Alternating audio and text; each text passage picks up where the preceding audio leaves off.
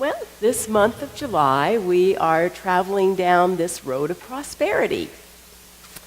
And we have come to the Sunday where we get to talk about tithing. Tithing is one of those spiritual practices that comes with this whole idea, the big picture of prosperity. And according to Eaton's 1897 Bible dictionary, a tithe is a tenth of the produce of the earth, consecrated and set apart for spiritual purposes. The dedication of a tenth to God was recognized as a duty before the time of Moses. So a tithe is literally 1/10. And 1/10 is the tithe. It's the first fruits. In other words, it's the first things that you get, financially speaking, money speaking, first monies that come to you, you take the first 10% and you place it, you give it where you are fed spiritually. What has been giving you that spiritual food. And that is acknowledging that God, order, love is giving me this and I want to acknowledge it. I want to give back. What we are doing when we are practicing that habit, it's really a habit that gives us spiritual muscles. It helps us to know that we are living literally in this abundant flow of the universe. And it's a discipline. It's a discipline to tithe, because when you say I'm a tither, that means that every single time I get $1 in my hand, 1/10 of it, 10 cents of it, I'm thinking, where am I going to give it? Where am I going to put it? What has been feeding me? Who has been feeding me? So I don't know about you, but for me, developing discipline, developing habits, I think it's that child in me that comes out, that revolts, that says, I don't want to do that. I don't have to do that. You can't make me do that. And that's true. We are all at free will and free choice as to what habits and discipline we give ourselves. But when we are on the road to spiritual maturity, we recognize that there are certain habits that help us, that don't hinder us, that it's okay to allow ourselves to give us this habit. It's funny, and I don't know, I really didn't have this in my notes, but I'm going to share with you. For years, I never made my bed. I just never liked making my bed. I thought, well, I'm just going to mess it up anyway. What difference does it make? Well, I will tell you that, in the last few years, I have the habit now of making my bed. And it feels so good. When I get in bed at night, it just feels, it's getting messed up, but I make it every morning again. And it feels good. I look at it and go, and I got all my pillows on it, and it's all pretty. And that's a silly little discipline. It's a silly little habit. But it makes me feel good. It makes me think, and again, I guess it's the kid in me. It makes me feel like I'm a grown-up. I'm doing the things that Mother always told me to do. And tithing, honestly, is one of those things. We've been reading Edwin Gaines in our prosperity class, and Edwin Gaines is the unity minister. That is the prosperity guru of gurus. And Edwin talks about the story of her grandfather, telling the story that if you have to eat a bowl full of frogs, you better start with the biggest one first. Just get it over with. And tithing is the biggest frog. Get it over with first. And basically what you're doing when you are tithing is that you're recognizing that I am living in this substance, in this flow, in this eternality of life. And I'm just letting it flow through me. Fillmore, we're reading Prosperity as well, Charles Fillmore's book, and he said, when anyone puts God first in his finances, not only in thought, but in every act, by releasing his first fruits, a tenth part of his increase or income, to the Lord, his faith in omnipresent supply becomes 100-fold stronger, and he prospers accordingly. Just like the song that we just heard. As I give, it multiplies. It flows back to me. And so remembering that as we give with that joyous type of demeanor as well, we're not giving because we want to get something back. That's not the manner in which we give. We give because we're free-flowing with it. We are living in the kingdom. I think all of us know that the way this life works is that everything is created twice.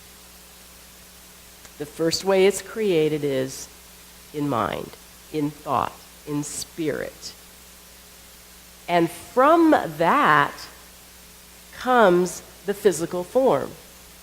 But everything is preceded by that mental thought and that emotional feeling that generates the action and the words that we speak and the things that we do. And so we want to remember to go back to the beginning. Consider my thoughts. What am I thinking? Am I thinking scarcity? Am I thinking if I've got $1 and I've only got $1 and I'm going to give 1/10 of it to what has fed me? Am I feeling apprehensive about it? Am I feeling fearful about it? How is it going to work? How am I going to pay my bills? How is anything going to happen? That's what happens when we go into this whole arena of tithing. This fear comes up that says, how is it going to work? I haven't been able to meet my ends meet as it is. Now you're telling me that I'm supposed to give the first fruits, the 10%, to where it's fed spiritually? Get a clue that what you're doing is you're taking your energy and you're looking, deciding, giving that mental energy as to where have I been fed spiritually. It doesn't have to be a church. It can be a church. It can be an author. It can be a singer. It can be your neighbor next door. But when you take that time to think, acknowledge, and physically give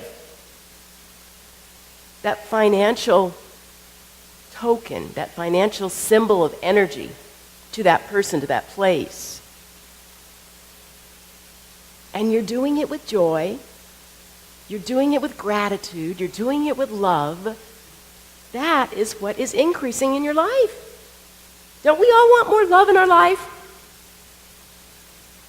We're in our class right now, and we have goals that you're supposed to write down. And in Ed Wade's book, she says, now you have to be careful about what you ask for.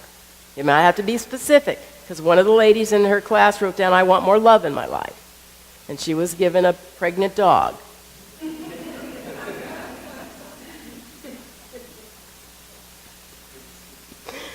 So you have to be a little bit more specific in your goals that you want to create in your life.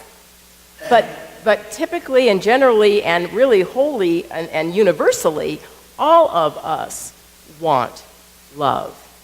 And we want to express the love that we have. But this universe, you see, is made up of order. Order is the first law of the universe. And we can't get away from it. That's the way it works. I want to tell you a story about, just imagine yourself. You're walking down the street, and you have a little boy with you. It's a 5-year-old accompanying you. and you see an ice cream store. And so let's go in and get an ice cream. So you go in, you get an ice cream, and you order your ice cream, and unfortunately they're out of the cups. So they give you got a cone, and each of you got your 1 scoop cone. And as you walk back outside, you're walking down the street, you notice the little 5-year-old hands are trying to hold that cone with that single little scoop on it, and it's starting to wobble, and all of a sudden, plop, it falls on the sidewalk. And what does he do? He cries. Oh, I wanted my ice cream. You're not very far from the store. So, the kind and generous person that you are, let's go back. We'll get you another one. Go back into the store and you're about ready to order that second ice cream cone when the little boy looks at the wall advertising the triple decker. And he says, I want that one. What do you say? As that loving and kind and giving and generous person, you probably would love to be able to give that child the triple decker. But in your mind and in your wisdom, what do you know would happen? If that child couldn't handle the 1 scoop, how is he going to handle the 3? So he's setting himself up for more displeasure. This universe works in the same way. We are given everything in life to be stewards of it in our own way. Life gives us what we can handle. And we have to show life, prove to life that I can handle this. So in our financial affairs, order is one of the first things we need to do if we want to increase our financial abundance. And order in the spiritual realm is looking to see, where am I fed spiritually? And where am I going to give my first fruits to? That's just number one. Then from there, there's all sorts of other things that we keep our finances in order. You know, we know how much money we have. We don't spend more than we've got in our checking account or in our savings account. You know, when we spend more than we have, and I got a charge card here. I love it, you know, when they advertise, you know, the kids that are, you know, 12, 15, 16, 17 years old. Oh, I've got a charge account. I can charge it. Yeah, well, you know, there's a bill that comes the next month with interest on it if you don't pay it off. So in our financial intelligence, we know that we spend what we have and not more than. We know that if we spend more than we have, what happens? We go into debt. We pay more money in our interest, right? Because we're just making the minimum payment. We're just getting by. And we're not building a consciousness of prosperity that way. When Edwin Gaines tells us, when we go into debt, it's all about forgiveness. So look at yourself. Practice forgiving. Forgiving is letting go of the past. Forgiving is not thinking that I did it wrong. Okay, today's today. We're living in now, in the kingdom of now. I can choose at any moment to make a difference, to make a choice that's different than what I did yesterday. I can choose to spend what I have in my wallet. I can choose to take that 1/10 and give it to where I'm fed spiritually. I have that choice. And the whole thing about it is it all comes down to faith. It comes down to trusting that I cannot outgive God, that I live in this abundant kingdom, and that God, this source that I am, it's not separate from me. I am in it, of it, as it. That I have it available to me at all times.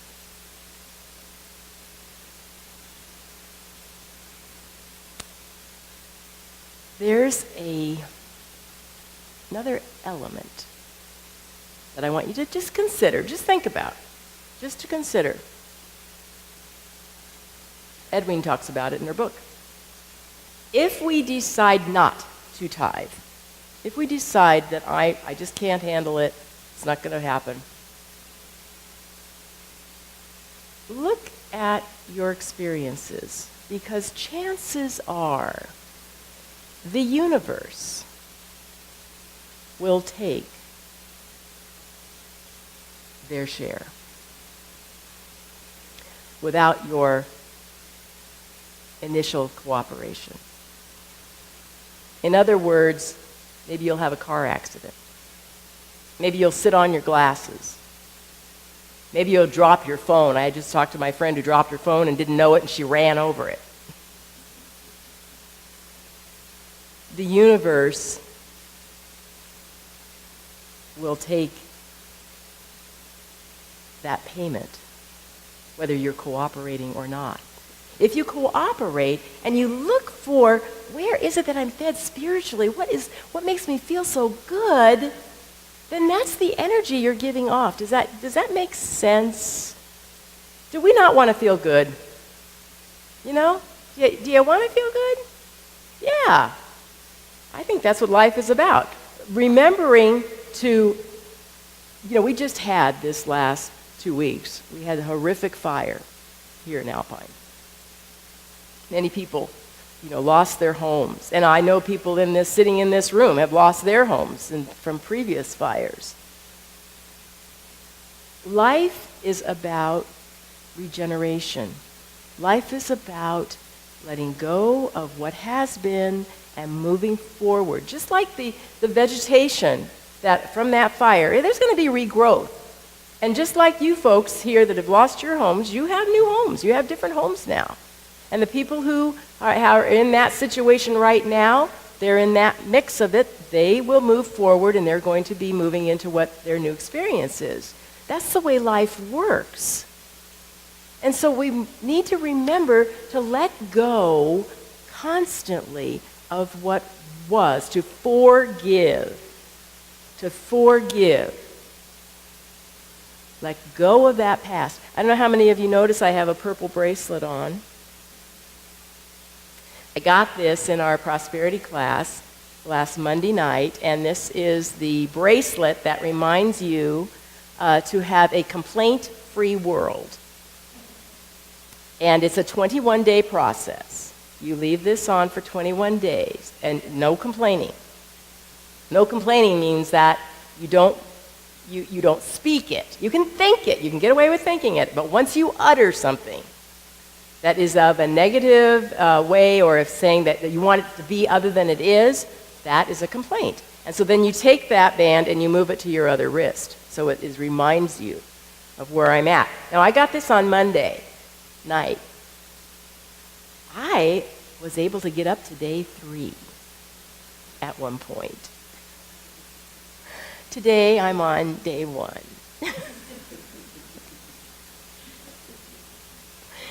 And as I move the bracelet from one hand to the other, I lovingly tell myself that I forgive myself once again. Actually, I tell myself that, if I didn't have to drive to work, and then if I wasn't actually learning some new software at work, this would be a lot easier. I mean, honestly, the first time that caught me, I was driving. I was almost to work. And when I go into this, take off the freeway, and there's 2 lanes that turn left. Everybody gets in the one lane, and then the other lane is always empty practically. But if it's so full, then they block off the lane. So you can't get into the second lane, right? Because everybody's gotten to be in that far right lane. You can't get into the left lane. And of course, that's what I drove up. I thought, well, now if you would just scooch over a little bit into that other lane. Okay, that was a complaint. That was wanting it to be the way that it isn't right now, and that's a complaint. Take a deep breath.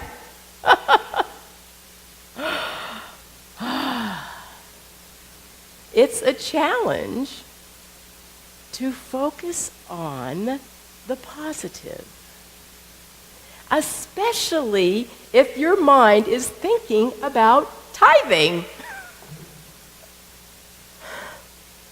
Because so many of us, I know I did it for years and years and years and years. I just ignored it.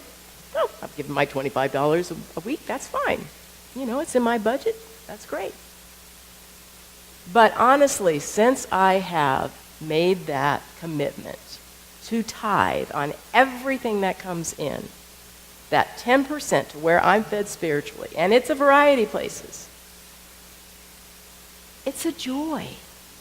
It's so much fun to give. Oh, by the way, speaking of, I wanted to share with you. Our church is a tithing church. We give 10% back to where we are fed spiritually every month. And many times we give back to authors whose books that we've been playing with, in the previous month. And so in our mail today, this morning, as a matter of fact, I opened it up and there was a package there, and it's the newest Mark Nepo book, More Together Than Alone, and there's a little sticky on the front of it that says, "Dear Reverend Gay, with many thanks to you and your congregation, my new book, Blessings, Mark." Because we tithe to Mark Nepo. This universe wants to give. But we need to place ourselves in the flow of it. We need to trust. We need to have that faith. We need to have that solid knowingness that God's got me wherever I am. All is well. And it takes practice. It takes discipline. It takes creating habits, good habits, in order for us to move up on that spiritual maturity ladder. Don't fight it. Don't you want the triple scoop one day? You got to be able to handle the single. So I wanted to close this morning with a thought that I hope you can take with you the whole rest of the day and just spontaneously let it flow from you. Maybe you've not heard it before, and I think many of you have. So if you have, you can join me. Yes, I see with the eyes of God. Yes, I love with the heart of God. Yes, I breathe with the breath of God. Yes, I live in the love of God. Yes, I see with the eyes of God. Yes, I love with the heart of God. Yes, I breathe with the breath of God. Yes, I live in the love of God. One more. Yes, I see with the eyes of God. Yes, I love with the heart of God. Yes, I breathe with the breath of God. Yes, I live in the love of God. And so it is. Many, many blessings. Namaste.